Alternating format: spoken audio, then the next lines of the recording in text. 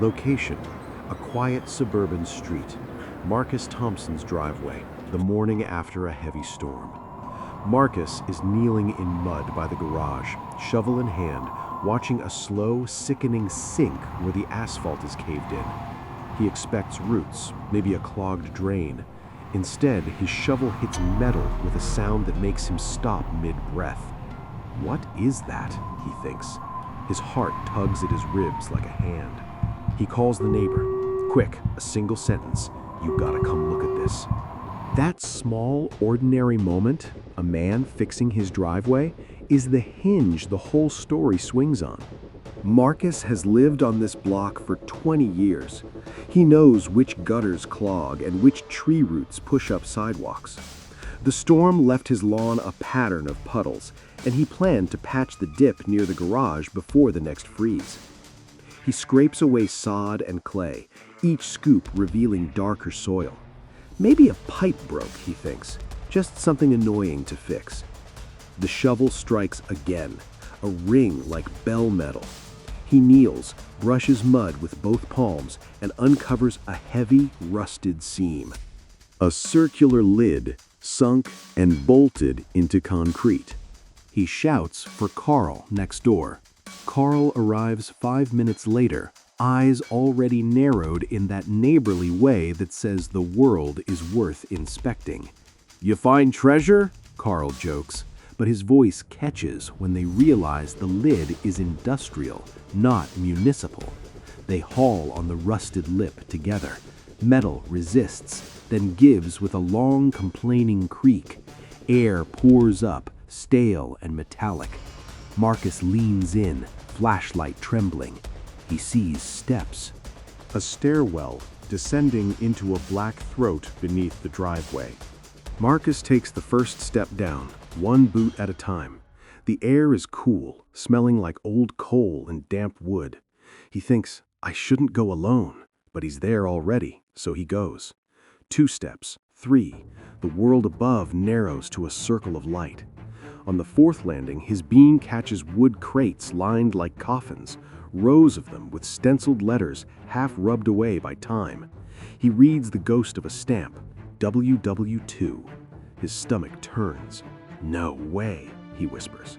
He backs up and calls 911. The dispatcher's voice sounds calm and small on the phone. Okay, sir, stay back. We're sending officers.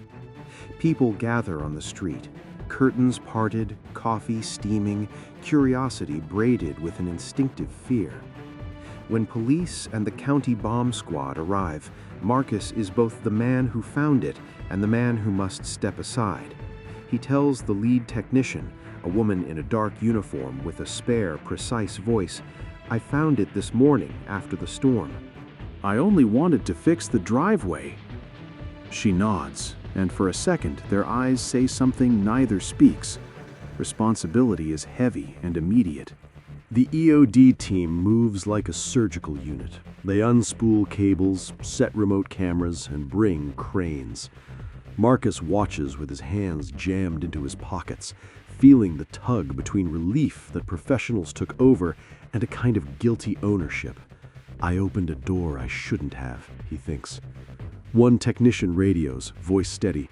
We're going to X-ray the crates before any movement. The X-ray screen shows shadowy cylinders and packing material. The technician names what every neighbor's stomach already guesses. Shells, fuses, possibly old bombs. The team decides the safest approach. Remove items remotely where possible, and when that's not safe, stabilize in place. Contractors erect a cordon. Homeowners file into cars with pets and pajamas. Marcus stands on his lawn and thinks of his grandchildren, of small things that matter suddenly. What if? The thought is a cold stone that won't leave his chest. There is a moment that forces a pause. A badly corroded round is revealed, the kind of fragment that, decades in the ground, can change chemistry and become unpredictable. The lead tech looks at the remote manipulator and then at the containment rig.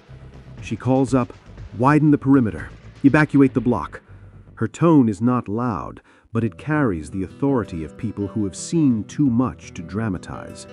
Marcus watches his neighbors shuffle away, faces drawn, someone hugging a child close. He meets Mrs. Alvarez's eyes across the street. She lifts a shaking hand and mouths, "Thank you." He nods, feeling both relief and an ache like contrition. The removal takes days. Crates are brought up on slings, x-rayed again, and loaded into armored vehicles. Some items are inert training rounds. A few require on-site neutralization. Specialists set up a controlled burn site away from houses and, under loudspeakers that echo across the fields, perform detonations engineered to be safe. When one old shell is rendered inert, a collective exhale moves through the gathered crowd like wind. After the last volatile piece is processed, officials reopen the street. Marcus's driveway bears a new patch of asphalt and a temporary iron cover welded and painted flat. County planners unroll maps in the town hall and trace the cache's origin to a mid-20th century civil defense program, dispersed munitions caches placed in hidden bunkers for emergencies, later sealed and forgotten as suburban growth paved over them. Records are murky, paper trails fray with time. The discovery prompts a municipal audit. Check old civil defense locations before development, notify owners, and require subsurface surveys on certain lands. But the practical repairs are only part of the story. The neighborhood stitches itself back together with quieter work. The local church organizes a drive providing hotel vouchers and meals to evacuees. Teen volunteers run errands for elderly neighbors who couldn't stay in temporary housing. At a community forum the week after, residents ask hard questions of themselves, of planners, of leaders. "How did this get missed?" one woman asks. A county official replies with a notebook and candor. "Maps were lost or misfiled, priorities change, that's no excuse, we're fixing the system." Marcus stands at the microphone later and, voice low, says to the assembled crowd, "I dug a hole in my driveway and found an answer we should have known. I'm sorry for the fear it caused. I'll help do whatever it takes so this never shocks another family." His words are small but true. Neighbors clap, some with tears. There's legal work too. Agencies trace responsibility, developers check old permits, and insurance adjusters fill forms whose language suits red tape more than human worry. The federal office tasked with ordinance recovery posts guidelines and funds a survey program, a policy shift seated in one man's muddy patch of road. Schools use the incident as a case study, teaching civic responsibility, local history, and emergency preparedness.